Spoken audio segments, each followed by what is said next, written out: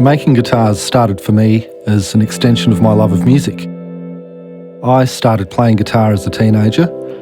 There were a couple of old acoustic guitars at my friend's house, and we started to learn to play Pink Floyd and classic rock, and that immediately became a window for me into music culture, a way of communicating and connecting with people, and a way of going outside of my own world, and a window into other thoughts and ideas and means of expression.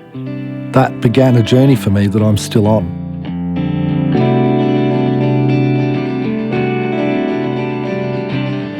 Music for me became the focus of my life.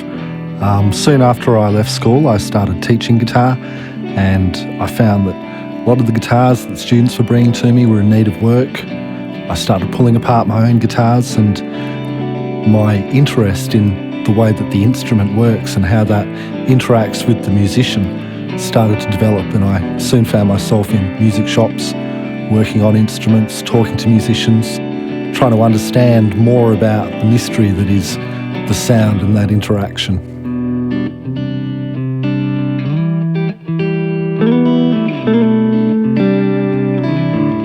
The music industry can be a very tough place to earn a living, and working on very low wages, really just wanting to play my own music and play in bands, and finding myself burning the candle at both ends with very little results made me stop and think about my situation.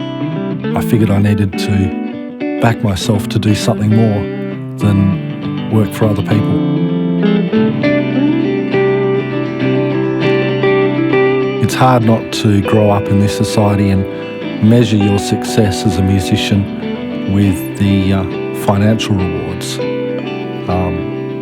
But more and more that's not a reality for most people, and that was my situation.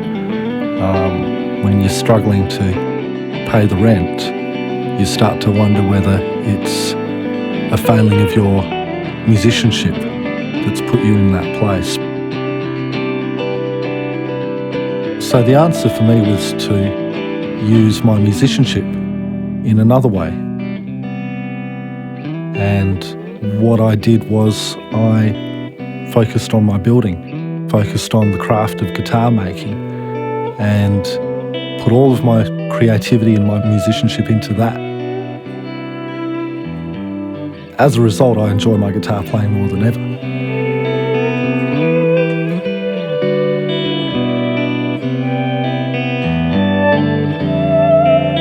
The philosophy behind my guitars and what I build is bringing old world, vintage character and soul to a more modern instrument, an instrument that performs technically and is more robust. And in order to do that, it challenges every aspect of my creativity, not just my musicianship, but my critical listening, my patience, my aesthetic sense for shape and form and colour, my understanding of the materials that I use.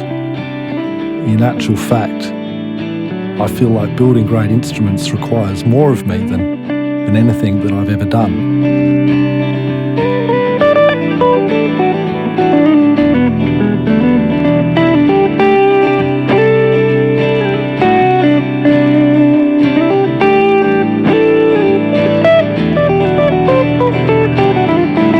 Joy for me from this journey is working with players, providing instruments for them that helps them express themselves. And when my ideas of tone and balance and form and shape work for other people, and I get to listen to them play and enjoy their music, I get a deep sense of satisfaction from that.